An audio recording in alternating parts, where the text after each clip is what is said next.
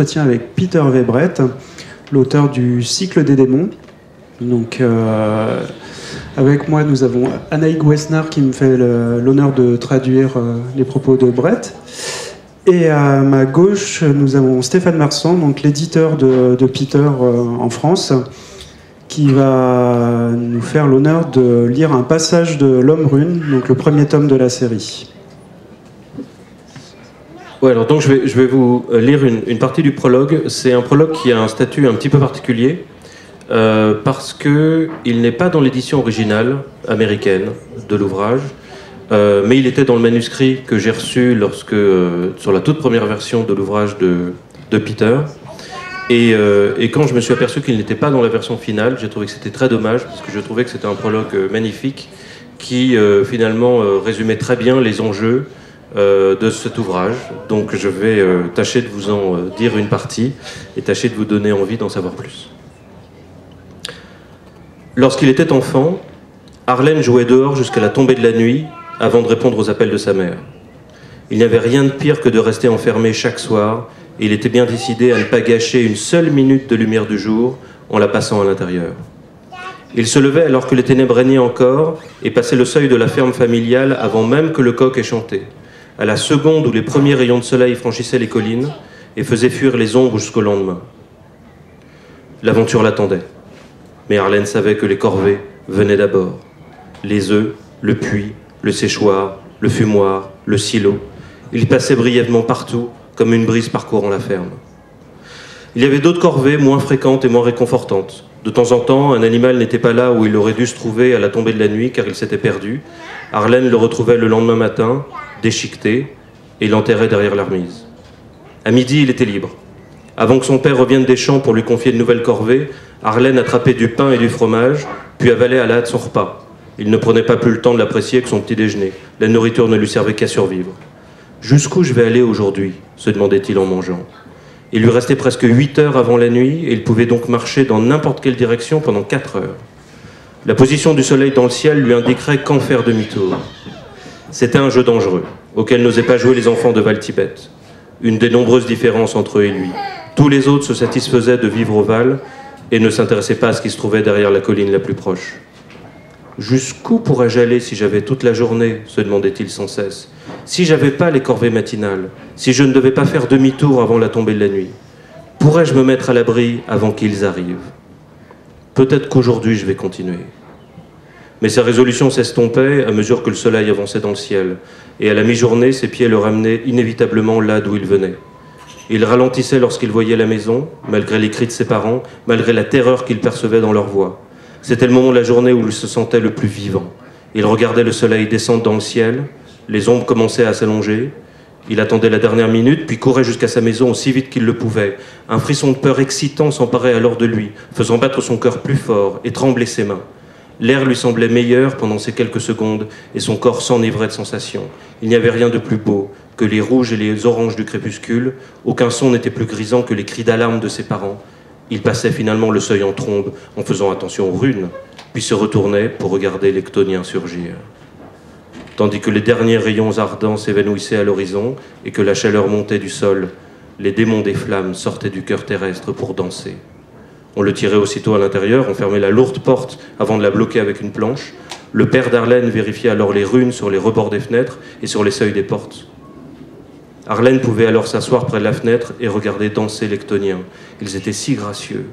Parfois, il apercevait un démon du vent. Sa silhouette vague, portée par des ailes de cuir, était illuminée par les yeux et les bouches enflammées de ses flamboyants cousins. Les démons de pierre étaient moins beaux, et heureusement plus rares. Une carapace entourait leur silhouette massive et musclée. Cela ne dansait pas. Ils erraient lentement dans la cour, à la recherche de proie. Certaines nuits, les démons s'attaquaient aux runes. Ils se jetaient contre les portes et les fenêtres, étaient violemment repoussés par les embrasements de la magie. « Pourquoi continuent-ils à attaquer alors qu'ils ne peuvent pas rentrer ?» demanda un jour Harlem à son père. « Ils cherchent des failles. Chaque filet de protection en a. Aucun n'y échappe. Les Chtoniens ne sont pas assez intelligents pour étudier les runes et déceler les points faibles, mais ils peuvent les attaquer et ainsi chercher les trous. Tu ne verras jamais un Chtonien s'en prendre 2 fois au même endroit au cours d'une nuit. Ils se souviennent. Ils savent que le temps affaiblit même les meilleures protections.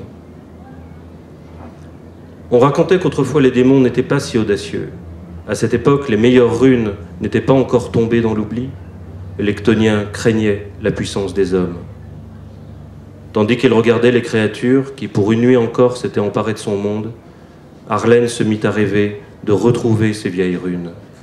Il rêva de voyager loin de Val-Tibet et prit la décision de partir un jour, même s'il devait pour cela passer une nuit dehors, avec les démons.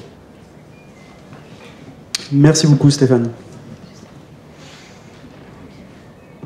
Peter, question assez simple pour commencer. D'où vous est venue cette idée de créer un monde avec des démons qui sortent du centre de la Terre et des runes qui protègent les humains?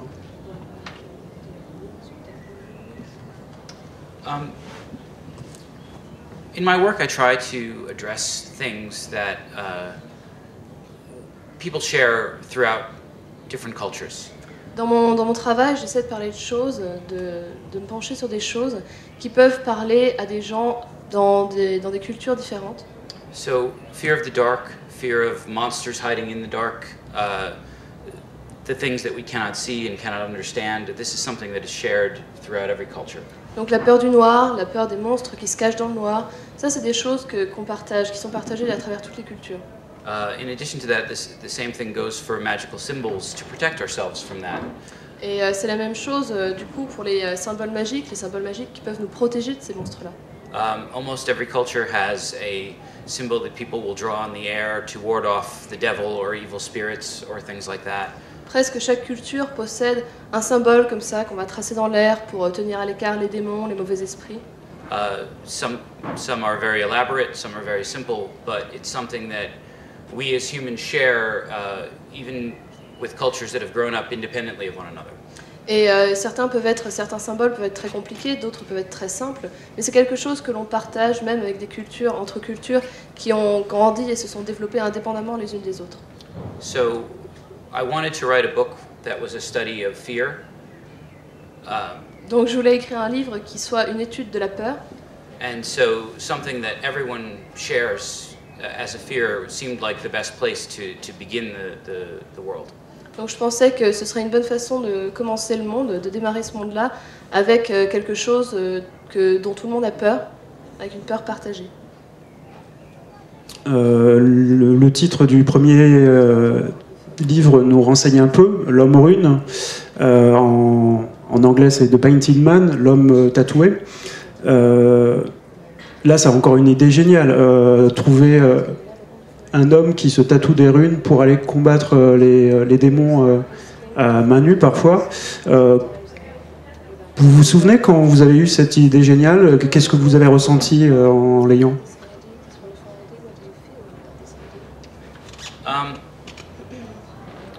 Well, I wanted to have a character that had power within himself. It wasn't a weapon or something that he could lose or be taken away from him. Je voulais avoir un personnage qui ait du pouvoir par lui-même, en lui-même, que son pouvoir ne dépende pas d'une arme ou de quelque chose qu'il puisse perdre, donc on puisse lui enlever. But it was also important to me that the character earn that power and not have it be something that is inherited or just given to him. Mais il était important pour moi que ce personnage doive gagner ce pouvoir, que ce soit pas quelque chose dont il hérite ou qu'on lui donne. This is a very common theme in fantasy and one that frustrates me.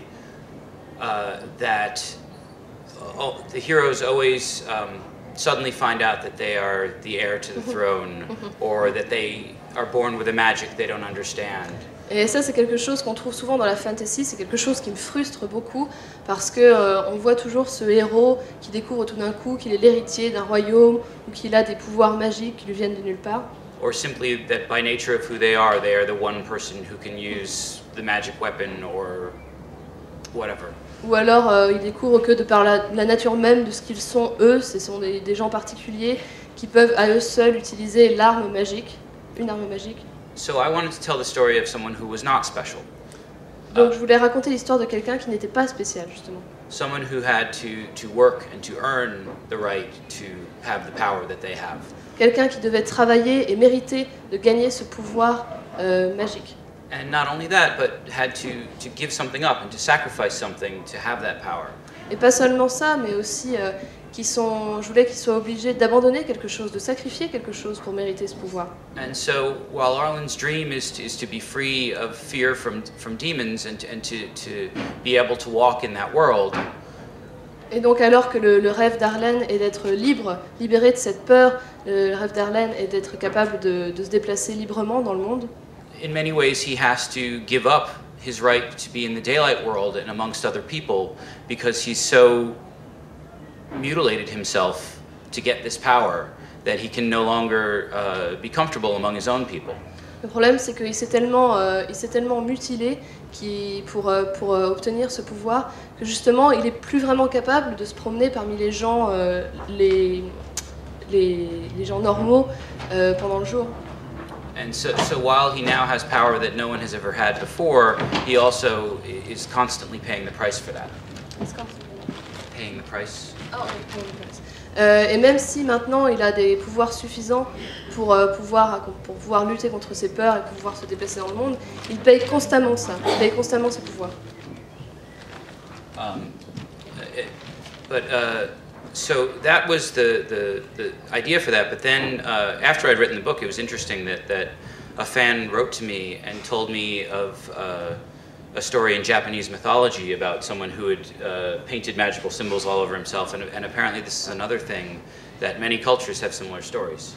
Et c'était l'idée de départ pour cette histoire, mais c'est assez drôle parce qu'après avoir écrit le livre et après l'avoir publié, il y a un fan qui m'a écrit un email en me parlant d'une mythologie japonaise où un homme s'était aussi tatoué plein de symboles magiques sur tout le corps, et apparemment c'est quelque chose qui existe dans d'autres cultures.